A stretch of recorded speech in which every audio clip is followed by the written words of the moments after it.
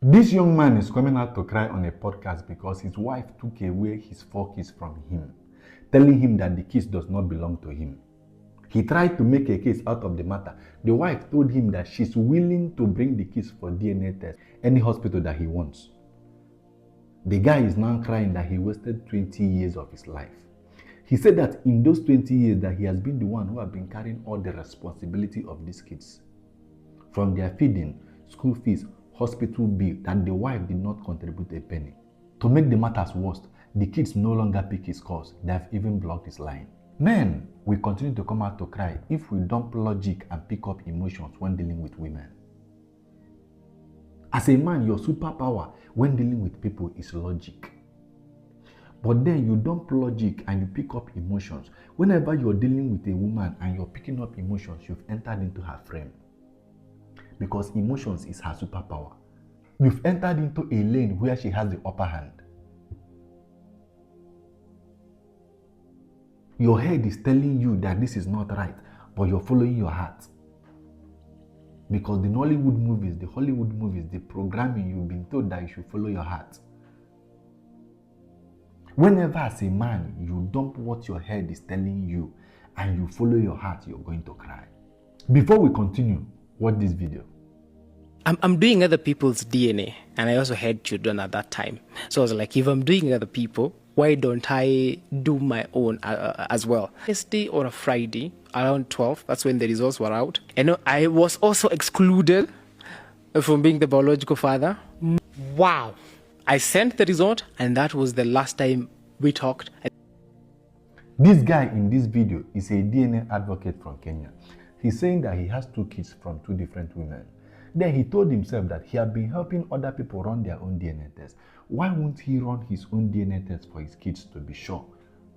Then when he ran the DNA test, the 2 of them came out negative. He said that from that very moment, they stopped contacting him. From these 2 stories now, you can see that from the onset that the women know that the kids does not belong to the men.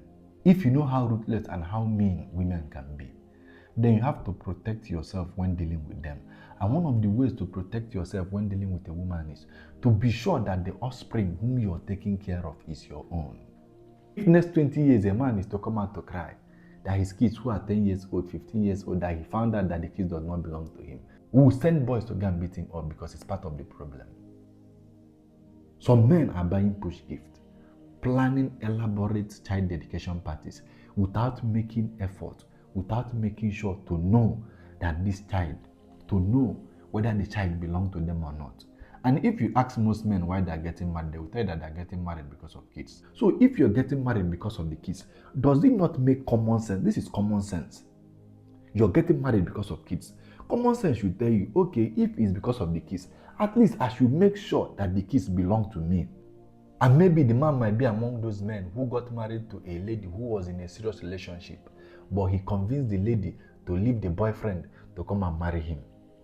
What will a poor man do for her?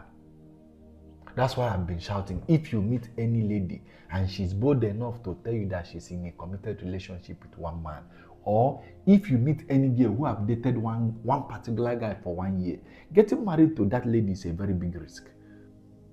Most women, they don't believe in all those marital rights, all those vows. The most important thing is how she feels. Most times, the bond that she shares with that guy that she has been together with 1 year, 2 years, 3 years, you might not be able to break that bond. She feed your house, made the guy the bond for you. And this man would have seen the signs. Because for the lady to bring 4 pregnancies from outside, he would have seen the signs. He might even have caught her cheating. But then he will forgive the cheating. If you forgive a cheating woman, anything where you see, you take. Most men, you see that your woman is misbehaving. But every time you're reporting her to her dad, you're reporting her to her mom, for the dad to call her to order.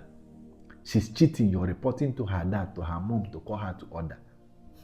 And then when they call her to order, you take her back. Now let me tell you, when the after effect of those her bad behaviors will begin to manifest, maybe next 20 years, next 25 years, all those people who were giving you advices that you were listening to, most of them will not be there.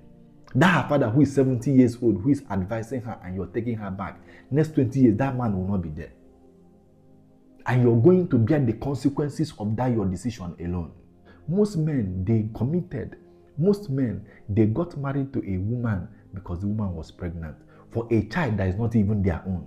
You see some men, they impregnated some girls for kids that are their own.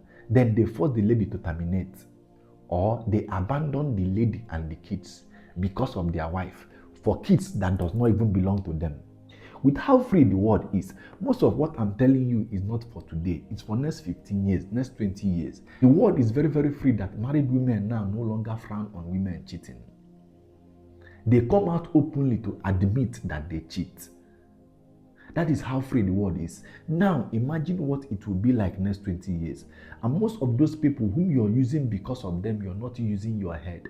Most of people whom you're using because of them, you're not futuristic. You're not thinking of what will happen next 20 years, next 25 years. By that time, they might not be there.